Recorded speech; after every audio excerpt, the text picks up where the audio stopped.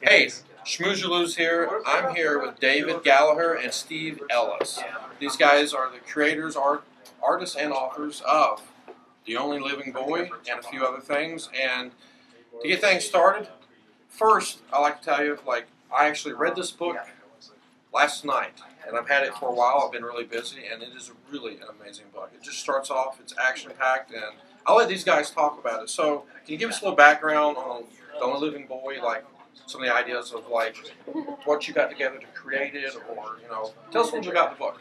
So go ahead, Steve. Okay. Well, The Only Living Boy is about a 13-year-old boy who runs away from home, and he ends up kind of falling asleep and finding himself in a kind of a new world with a patchwork world that's pieces of different alien planets, and he's alone. He's the only one of his kind, and he's in this world with all these other creatures and aliens and monsters, and he is kind of in the beginning up against what would you call it, a being that's doing experiments on him and the other creatures in the world. Right. So we kind of describe it as a cross between the Jungle Book and the Island of Dr. Moreau. There's insect hive cities, and there's awesome mermaid warriors and crazy underground rat-like creatures and awesome bat-like dog things and a weird menagerie of grotesqueries that are kind of interesting, and it's all overseen by the maniacal Dr. Once and the dreaded Lord Balakar, who's this chimerical dragon that oversees everything from his tower on the Chrysler Bay. And what I like about it too is that, when you start reading this, and I think you guys specifically plan to do this, you're just thrown right into this world really quick without really knowing what's happening. So there's a lot of mystery.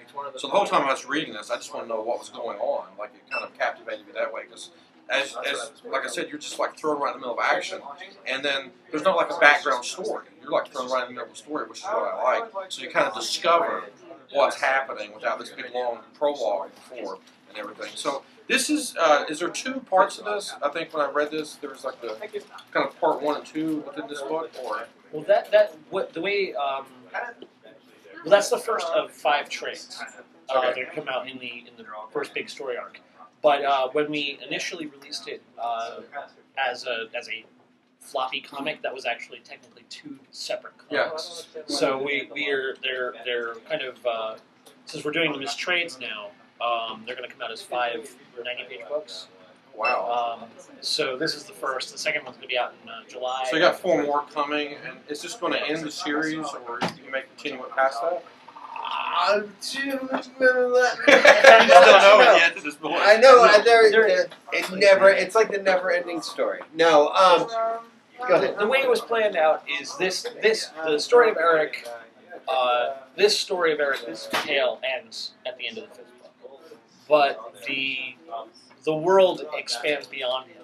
So there will be other stories that stem out of his experience. Oh wow! And I'll tell you, actually, Slade is who introduced me to the book. We have Slade on the end here, and because he's like, "You've got to check this book out. It's pretty cool." So I bought a copy. But the problem is, I've been so busy. Until recently, I could read it. So Slade, you got any comments? Well, what's really cool about here is we like to get a lot of new books and a lot of new different things, which is why we try to make our story very diverse. And when Ernie had talked to them about bringing them in, we had known about this book, and I had seen a little previews of this book when I was out at the Comics Pro meeting, and we ordered a whole bunch of them. And we actually originally ordered a whole bunch of them before they're coming here, but we sold out so fast. So we actually have done several orders for this book because so many people like it. And me and Tanya and Ernie and a few other people will be in here will always mention this book.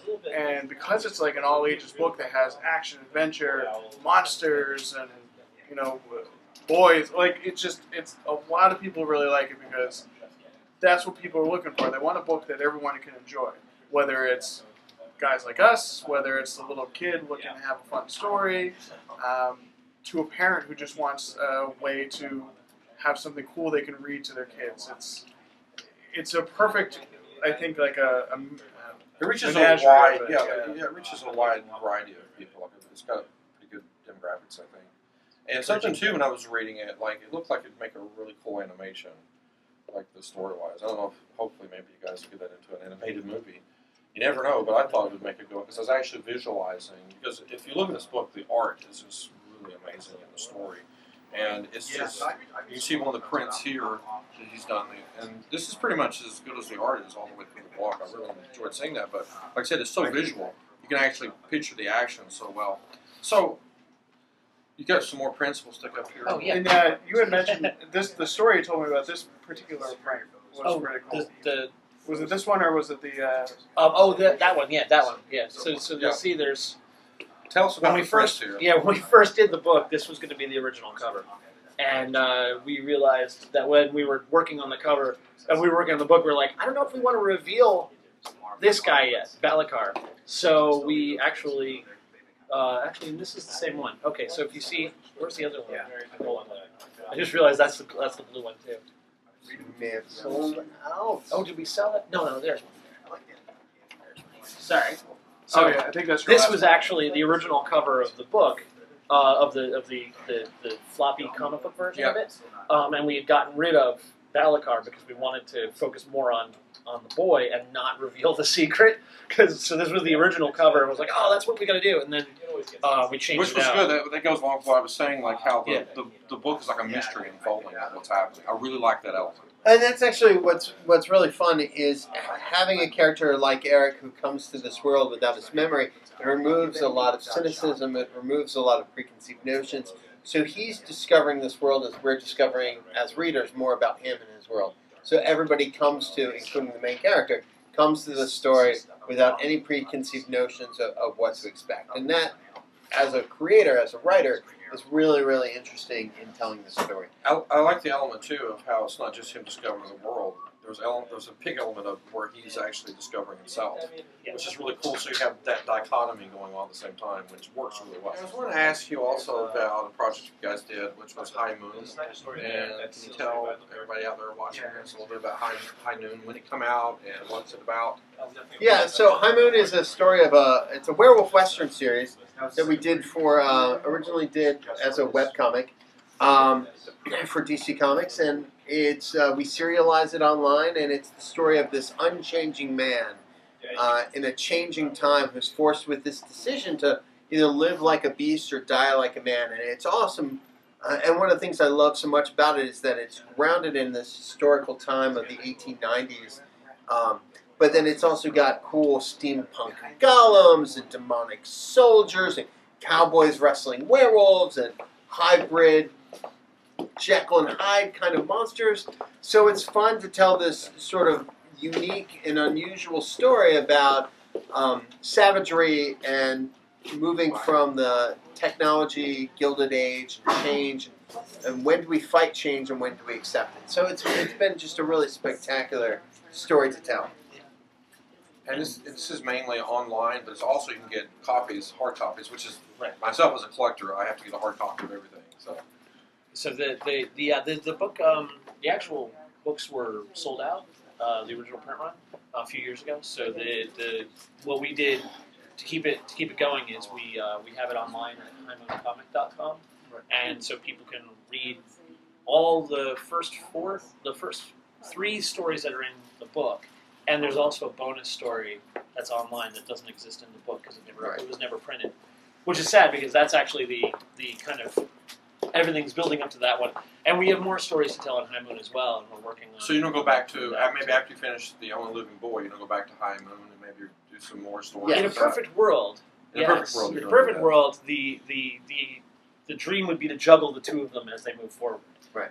And we actually keep, we also have another series we do, Box 13, that's also available as a web series. So you can actually go to our website, bottledlightning.com. There's hyphen between bottle and lightning. And you can check out, there's links directly there for Box 13, Box 13, The Pandora Process, The Only Living Boy, and High Moon. You can check all those out online. And we also have a portfolio for the work we did on Green Lantern Corps. Dark Star and the Winter Guard for Marvel, Deadlands we did for Image Comics. So there's a really nice sense of scope and scale when you look at our work and compare it to everything else we've done. So everybody can follow you basically. Go into your website and keep updated on the next issue and that's we're all coming over out. the Facebooks. Okay, and on Facebook. So you guys can follow them. We'll have on the screen right now, you can see their webpage to go to and their information. So you can follow these guys, find out some of the new stuff they're doing, really cool stuff. So you guys got anything else that you'd like to share that's happening? We can officially mention, but check out our stuff online. Living Boy, Volume 1 is in stores now. Volume 2 comes out in July. Volume 3 in October. We'll be at New York Comic Con. We'll be at Book Expo in Chicago. And we'll be doing tours around the country where we're teaching kids how and adults of all ages how to make comics themselves. So we'll be doing workshops empowering other people on how to make comics for themselves. And right now we're at Friendly Neighborhood Comics in Bellingham, which Slade here is the manager, and I'm guessing you guys will probably come back here at some point, maybe? Oh yeah, we'll definitely have them back. So, Actually, and if you go to our Facebook page, Friendly Neighborhood Comics, you can actually see I took a bunch of pictures, which he knows, but he didn't know yet, of them teaching and showing kids how to draw. It was a lot of fun. So if you missed this time coming to get books signed and get to meet these interesting guys, come to the next one. We'll, just like I said, follow Friendly Neighborhood Comics on their page, and they'll keep updates. So you guys will probably having more and different people coming out. We have a lot of events. Free Comic Book Day. We're gonna have Veronica Fish and Andy Fish, who do a lot of the Archie books and a lot of other books. You guys are constantly getting a lot of different artists in. Yeah, we for the next couple months, definitely check us out. We have a lot of people coming in. But as far as the Only Living Boy, these guys are graciously signing a bunch of them, so we will have signed ones. Lots of available in the copies store. here, so come pick up a copy for sure. So you guys, thanks a lot for being on Schmooze. Thank you. It's awesome. Thank you. And so we're signing out. Thanks for tuning in. Schmooze or Lose, get your geek on.